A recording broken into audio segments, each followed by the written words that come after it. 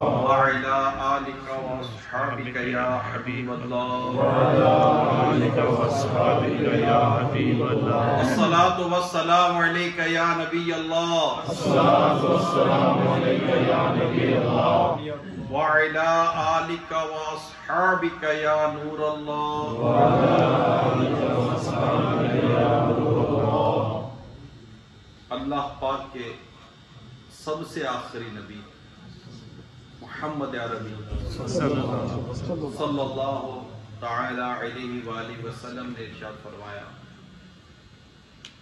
تم اپنی مجلسوں کو مجھ پر درود پڑھ کر آراستہ کرو۔ سبحان اللہ ماشاءاللہ۔ تمہارا درود پڑھنا قیامت کے روز تمہارے لیے نور ہوگا۔ سبحان اللہ ماشاءاللہ۔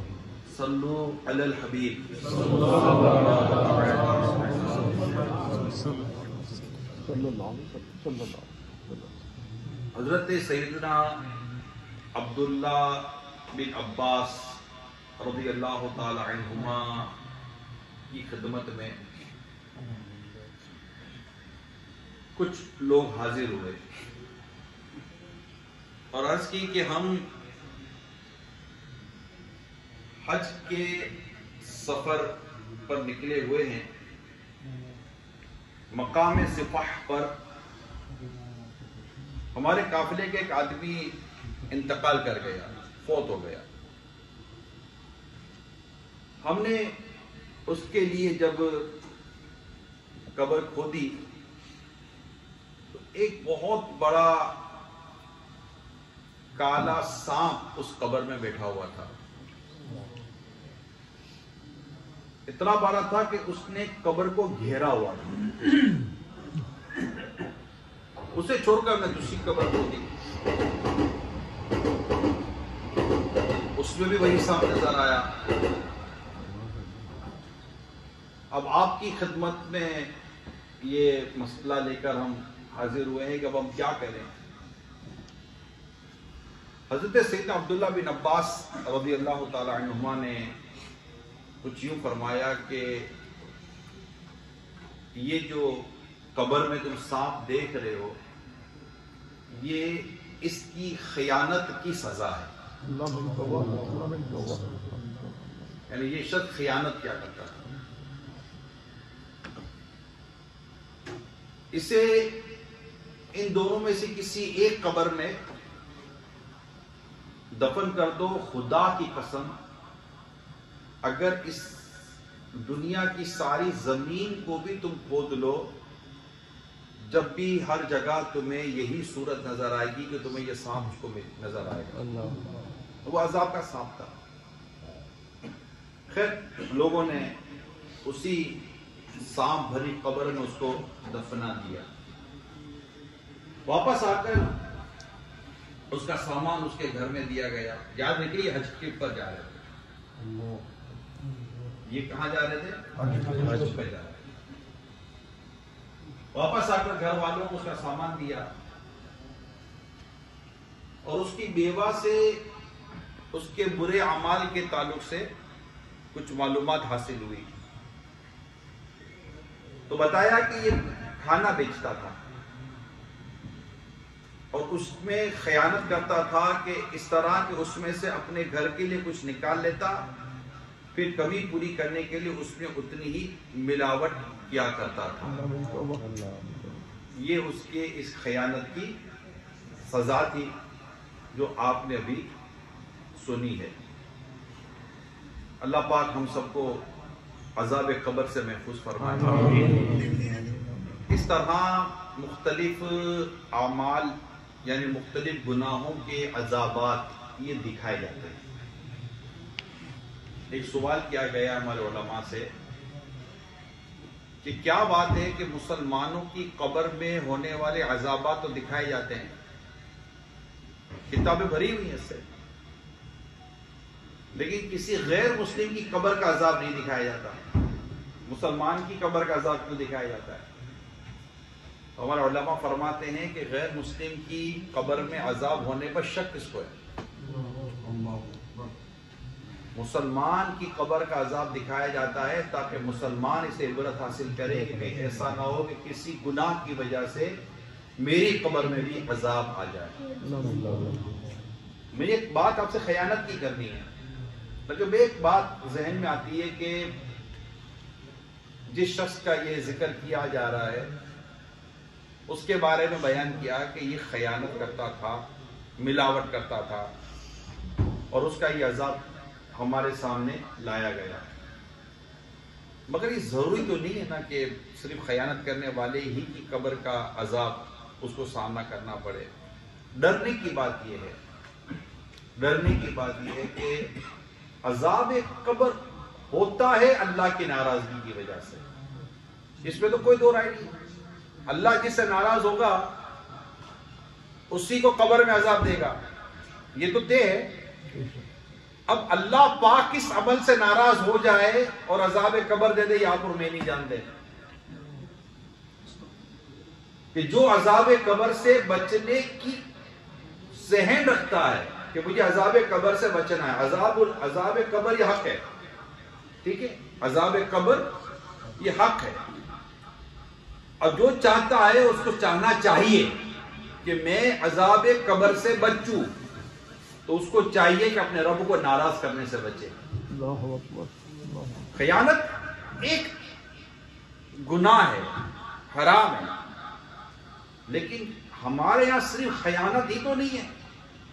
اچھا یہ بھی ہو سکتا ہے کہ یہ صرف خیانت کرتا ہو، ایسا بھی تو بندہ ہے کہ جو خیانت بھی کرتا ہے، شراب بھی پیتا ہے، جوا بھی کھیلتا ہے، زنا بھی کرتا ہے، نماز بھی قضا کرتا ہے، گانے بھی سنتا ہے، فلمیں ڈرامے بھی دیکھتا ہے، بے پردگی کرتا ہے، بے شرمی کرتا ہے، بے حیائی کرتا ہے، بے غیرتی کرتا ہے، ہزار قسم کی گناہ کرتا ہے۔ ایک گناہ کرنے پر بھی اللہ پکڑ لے، ذرا بندہ سوچے کہ ہزاروں گناہ کر کے جب بندہ قبر میں جائے گا تو اس کا حال کیا ہوگا۔ اللہ پاک ہم سب کو عذاب قبر سے بچائے، اللہ پاک ہم سب کو عذاب قبر سے بچائے۔ وہ ہے نا اللہم انی اعوذ بک من فتنۃ النساء وعذاب القبر، یا اللہ میں تیری پناہ مانگتا ہوں عورت کے فتنے اور قبر کے عذاب سے۔ تو اپنے آپ کو ہمیشہ اللہ پاک سے دعا کرتا رہے کہ یا اللہ مجھے عذاب قبر سے بچا، مجھے بری موت سے بچا۔ اب یہ کہ بری موت، اب دیکھیں لوگوں کو پتا چلا کہ یہ آدمی، حالانکہ حج پہ جا رہا تھا میرے پیارے اسلام بھائی، میں دوبارہ بتا دوں، اپنے تو بڑے ہار وار پہن کر، مگر اللہ پاک کے نزدیک وہ بندہ کیسا ہے وہ اللہ جانتا ہے۔ ہر شخص کو اپنے اعمال کا جائزہ لینا چاہیے، ہر شخص کو اپنے اعمال کا جائزہ لینا چاہیے۔ یہ کبھی بھی مطلب یہ غلط فہمی سے نکل جائیں کہ میں گناہ کر رہا ہوں مجھے کچھ نہیں ہوگا، بے وقوفوں والی بات ہے۔ ارے یہ ایکشن کا ریئیکشن تو ہے نا، دیوار پہ سر مار کے کوئی بولے لگے گا نہیں، آپ اس کو پاگل کے سوا کیا نام دیں گے؟ کیچڑ میں چلنے والا بولے چھینٹا اڑے گا نہیں، آپ اس کو کیا نام دیں گے؟ پانی میں ڈبکی لگانے والا بولے میں بھیگوں گا نہیں، آپ اس کو کوئی تو نام دو گے؟ گناہ کرنے والا سوچے کہ مجھے کوئی نقصان ہوگا نہیں، اس کو بھی تو کوئی نام دو گے؟ تو رب کی نافرمانی کرے تو بولے مجھے کچھ ہوگا نہیں۔ سوال یہ پیدا ہوتا ہے یار ہمارے سامنے تو کئی گناہ کر رہے ہوتے ہیں، ان کو تو کچھ بھی نہیں ہو رہا ہوتا، ابھی اس کو موت آئی نہیں ہے۔ اللہ پاک کی ایک صفت ہے حلیم، اللہ پاک کی ایک صفت ہے حلیم، وہ حلم والا ہے، یعنی وہ مہلت دیتا ہے اپنے بندے کو، ایک بندے مان جا بعد آ جا، یہ اس کی شان کریمی ہے کہ جب بندہ گناہ کرتا ہے تو گناہ کرتے ہی وہ اس کی پکڑ نہیں فرماتا، اسے مہلت دیتا ہے، بندہ آ جا، مان جا مان جا۔ تو یہ اللہ پاک نے جو مہلت دی نا ہمیں، ہم اس کو غنیمت جانے، جب وہ پکڑتا ہے تو اس سے کوئی چھوڑا نہیں سکتا، اللہ کی پکڑ شدید ہے، وہ پکڑے کو چھوڑا نہیں سکتا۔ پھر بندہ کہے کہ یار ہو تو رہے گناہ، میری تو کوئی پکڑ نہیں ہو رہی ہے، ہلکی پھلکی پکڑ بھی نظر نہیں آ رہی ہے، اچھے خاصا مال آ رہا ہے، گاڑی آ رہی ہے، پیسہ آ رہا ہے، غریب آیا تھا امیر ہو گیا ہوں، خوب نوٹیں چھاپ رہا ہوں، دوست یار بھی ہے، گھومتا پھرتا ہوں، ٹور بھی لگا لیتا ہوں، یہ سارے کام تو کر لیتا ہوں، تجھے نماز کی توفیق مل رہی ہے؟ نہیں۔ کیا سزا چاہتا ہے؟ اللہ پاک نے تجھ سے نماز کی توفیق چھینی ہے، تجھے یاد نہیں آ رہا؟ بنی اسرائیل کا ایک شخص تھا، اس کو بڑے مطلب کہ سہولتیں تھیں، تو اپنے رب کی بارگاہ میں کہتا مولا تیری اتنی نافرمانی کرتا ہوں تو میری پکڑ نہیں فرماتا۔ کیا کہتا ہے؟ تو میری پکڑ نہیں فرماتا تو مجھے سزا نہیں دیتا؟ اللہ فرماتا ہے بدلے میں تجھے وہ سزا دیتا ہوں جس کا تجھے شعور نہیں ہے۔ کیا تجھے دعا کرنے میں لذت مل رہی ہے؟ نہیں۔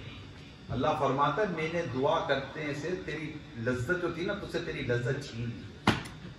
اگر بندہ یہ تصور کرے نا کہ گناہ کتنی مجھے نیکیوں سے محروم کرتا ہے۔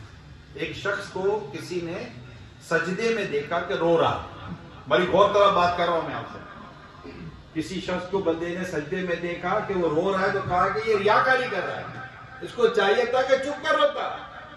وہ فرماتے ہیں کہ صرف یہ سوچنے پر کہ ریاکاری کر رہا ہے، یہ بدگمانی تھی، مجھے کیا پتہ یہ ریاکاری کر رہا ہے یا کیا کر رہا ہے، صرف اس بدگمانی کے جرم میں مجھے میرے رب نے 40 دن تک تہجد سے محروم کر دیا۔ مجھ سے تہجد کی توفیق سلب فرما لی میرے رب نے۔ بندہ کہتا ہے یار میری پکڑ کہاں ہو رہی ہے؟ تجھ سے تلاوت کی توفیق چھین لی گئی، تجھے کوئی پتا ہے؟ تجھ سے عبادت کی توفیق چھین لی گئی، تجھے کوئی پتا ہے؟ بلکہ میں کھل کر بولوں، تجھے گناہ راس آ گیا، تجھے کوئی پتا ہے؟ گناہ راس آ جانا کہ یہ کم سزا ہے؟ ہم نے پڑھا ہے بزرگوں کو کتابوں کے اندر کہ ان سے کوئی ایسی خطا ہوئی فوراً اللہ اپنے آباد میں ان کی پکڑ فرمائی، وہ فوراً سجدے میں گرے اور اللہ پاک سے دعا کی یا اللہ معاف کر دے، کہ ان کی خطاؤں پر فوراً ان کی پکڑ ہو کر انہیں توبہ کی توفیق مل گئی۔ نوٹس ہو گیا نا، آپ جاتے رہے، آپ کو کوئی نوٹس ہی نہیں کر رہا تو آپ بھی بے باک ہو جاتے ہیں نا، ابے کوئی پکڑنے والا ہی نہیں ہے، ہم کیا کرتے ہیں؟ کوئی پکڑنے والا ہی نہیں ہے، جب کوئی پکڑنے والا ہوتا نہیں ہے تو ہم بھی کھل جاتے ہیں۔ حالانکہ یہ دنیا کی مثال ہے، مگر یہاں تو پکڑنے والا ہے، اس نے مہلت دی ہے، اور ہم سمجھتے ہیں کہ یہ مہلت ہم مہلت کو مہلت سمجھ ہی نہیں رہے ہیں۔ لمحہ لگے گا مرنے میں، لمحہ لگے گا مرنے میں، یہ ساری مستی یہی رہ جائے گی اور ہم قبر میں اتار دیے جائیں گے، کچھ نہیں آئے گا ساتھ۔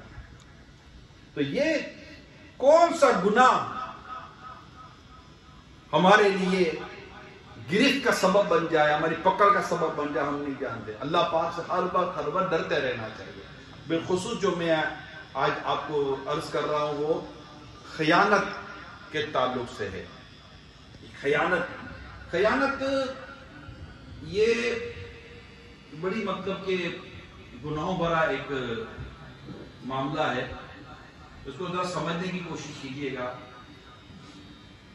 کہ شرعی اجازت کے بغیر، یعنی شریعت کی طرف سے کوئی اجازت یا آپ کے کوئی پرمیشن نہیں ہے، اس کی اجازت کے بغیر کسی کی امانت میں تصرف کرنا، کسی امانت میں اختیار اپنے مطلب چیز کو تصرف کرنا، یہ خیانت کہلاتا ہے۔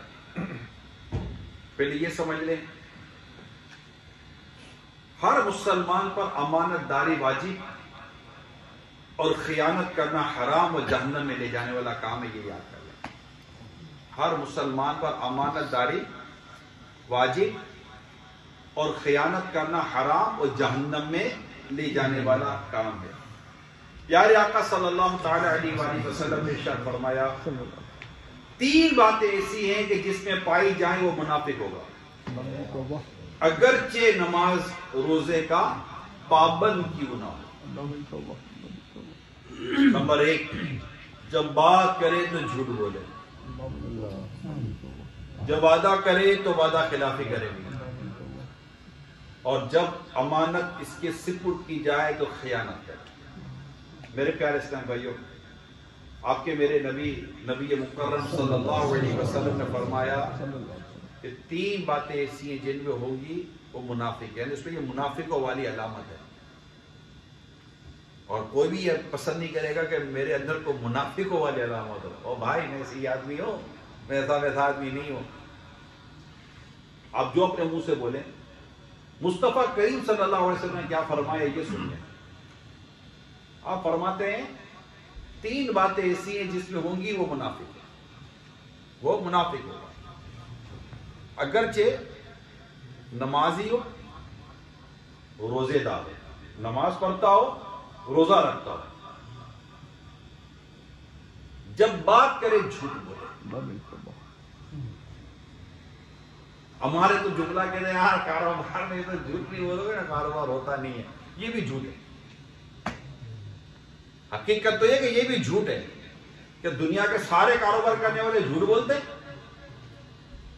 جھوٹ بول کر کاروبار کرنا، جھوٹ تو ایسا لگتا ہے جیسے کہ بندہ جیسے چائے پیتا ہے نا، ایسے جھوٹ کھا رہے ہوتے، جھوٹ پی رہے ہوتے ہیں.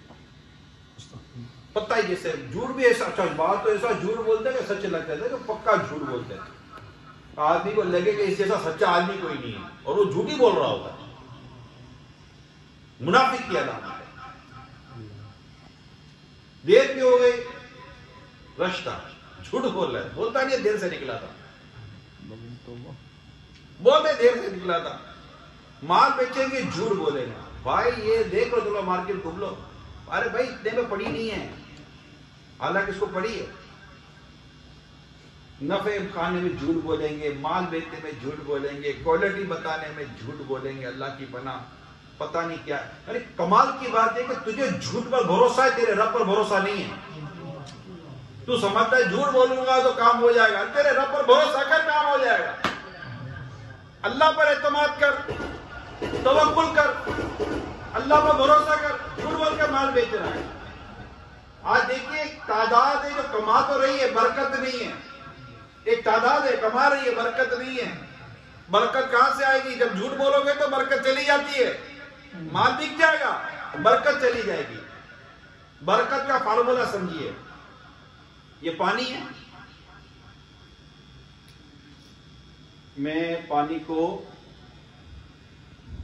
اتنا سا نکالتا ہوں، ٹھیک ہے، پیاس لگی ہے، یہ اتنا سارا پانی، یہ اتنا سا پانی.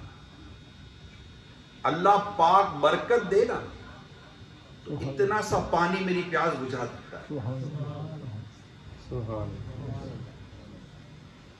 اور اگر اللہ برکت چھین لینا تو یہ سارا پانی بھی میری پیاس نہیں بجھا سکتا. یہ بات مثال دے کر سمجھائیے میں نے آپ کو کہ اگر اللہ مال میں برکت دینا تو تھوڑا سا مال بھی ضرورتوں کو پورا کرنے کے لیے کافی ہے.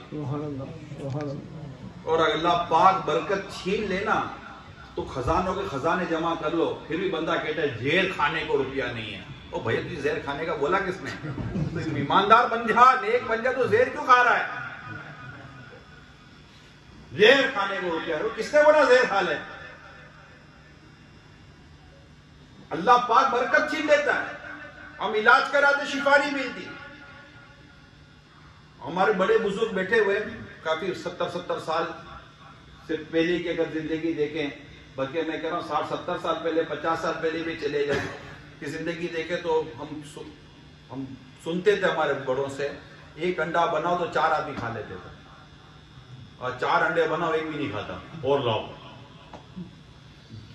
غذا میں برکت چلی گئی، مال میں برکت چلی گئی، سانسوں میں برکت چلی گئی. ابے یار صبح ہوئی شام کے وقت کا پتہ ہی نہیں چلا، برکت چلی گئی ہے. اس تصور کو سمجھیے.